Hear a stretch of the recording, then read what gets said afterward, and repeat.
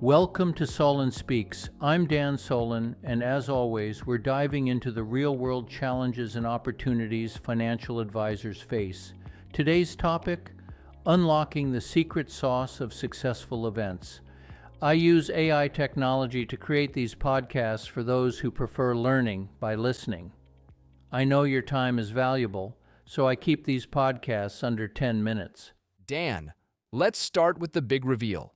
Your blog makes the case that networking, not knowledge sharing, is the main reason people attend professional events. That's a bold statement. What's the research behind it?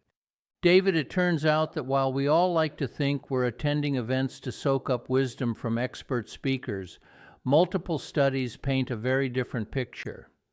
In one study, participants said the most compelling reason to attend professional events was to build relationships. It's networking that keeps people coming back year after year, not the PowerPoint slides or keynote speeches. So you're telling me that the long, drawn-out panels could take a back seat to coffee breaks? Exactly. One study even found that librarians, people who are all about information, attended conferences more for professional rejuvenation and networking than for the content itself. It's universal. Whether you're a librarian, academic, or financial advisor, connections matter most. All right, let's dig into the practical side of things. Suppose I'm a financial advisor headed to an event next week. What should I focus on to get the most out of it? 3 simple steps, David. First, choose events that prioritize networking. Look for networking receptions, breakout sessions, or even apps that help you connect with attendees beforehand. Second, don't just stick to your comfort zone at the event. Introduce yourself to new people and participate in discussions. Finally, follow up. The magic happens after the event when you nurture those new connections. Got it. And focus on quality or quantity, right? Right. Networking isn't just about volume, it's about building meaningful relationships. Okay, so now let's flip the script. Say, I'm an event organizer planning a client seminar. What changes should I make to focus on networking? Great question, David. The key is intentional design. Build networking time into the schedule. Create spaces where people can interact without feeling rushed. Networking lunches, longer breaks, maybe even a cocktail hour. Also, leverage technology. Event apps like Hova, Brella, or Bizabo can help attendees connect before they even step into the room. And what about making networking less awkward?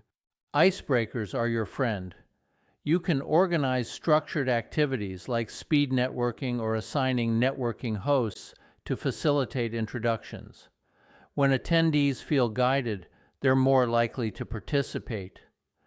Dan, let's zoom out a bit. You suggest events could be totally transformed if organizers embrace networking as the centerpiece. What does that look like?